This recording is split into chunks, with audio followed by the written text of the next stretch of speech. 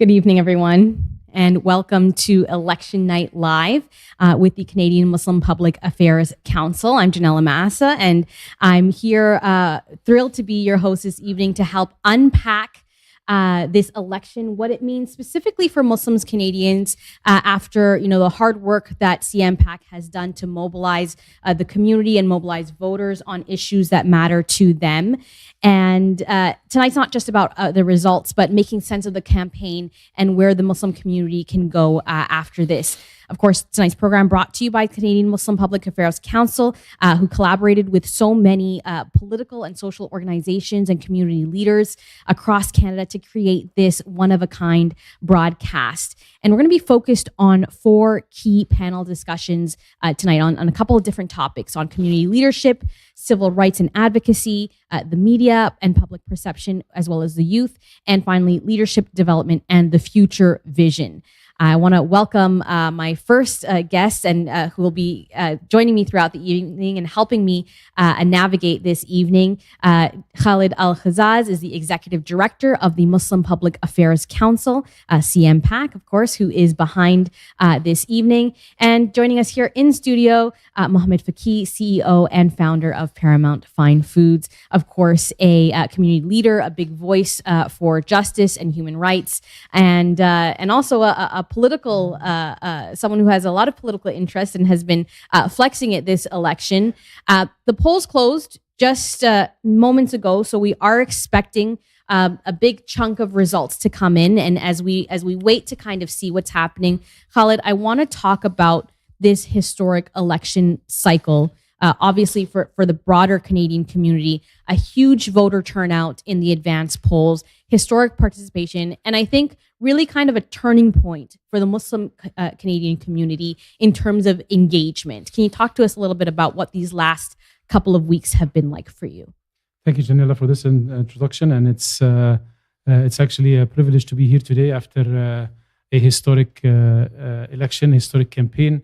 And it's actually a historic day for Canadians in general, and particularly for the Muslim community in many different ways. Of course, as we see changes in political climate that is changing from month to month, literally, and also changes in the international scene with the changes with our neighbors and borders in the south, and also with global incidents. So truly, from a global context, it's a historic time. And also for Canadians, they have clearly indicated that they want to see change, they want to see different type of leadership, and they want to see something different with this election. For our community, it is also historic because this is the first time our community comes together in many different ways in an organized fashion, multiple organizations coming in together, bringing in lots of energy from within the community, and bringing us together to make a very loud political statement before today, where the entire community is rallied around principled positions. And this is really the core of the Muslims Vote campaign. The Muslim Vote campaign attempted to bring the whole community around a unified set of policy demands that impact our community directly and impacts Canadians. So it's a new way the community is organizing. Lots of coordination and lots of organizations working together so that the community makes this big and loud statement. I want to bring Mohammed Faqih into the conversation. You are also part of CMPAC. You have been, involved pretty heavily politically with the former Prime Minister's party, with Trudeau and the Liberals, but have been vocally critical about them in the last year and a half. Why did you want to get involved with CMPAC and what they were doing with MuslimsVote.ca? Well, thank you very much for having me, and it's an honor to be here today. I think we should be very proud as a community. For the last 2 years, we've been silenced.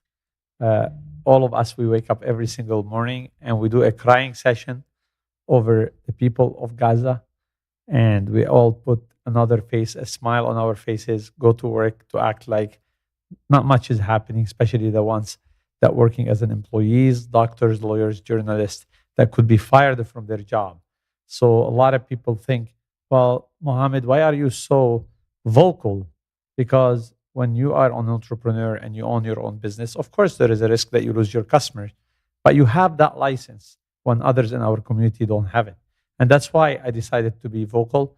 and I decided to actually try to use my voice and my platform, despite the risk, to advocate and be the voice or one of the voices, amazing voices that we have in the community. But I wanted to be one of those voices that speak for our suffering, what we're going through, our concerns, and our past, our present, and hopefully how we shape our future. So that's why I decided to get involved and weigh in. This election is very, very important election. We were finding out about ourselves and about others. And we found out about the people that will stand with us, stood with us, and the people that we cannot count on.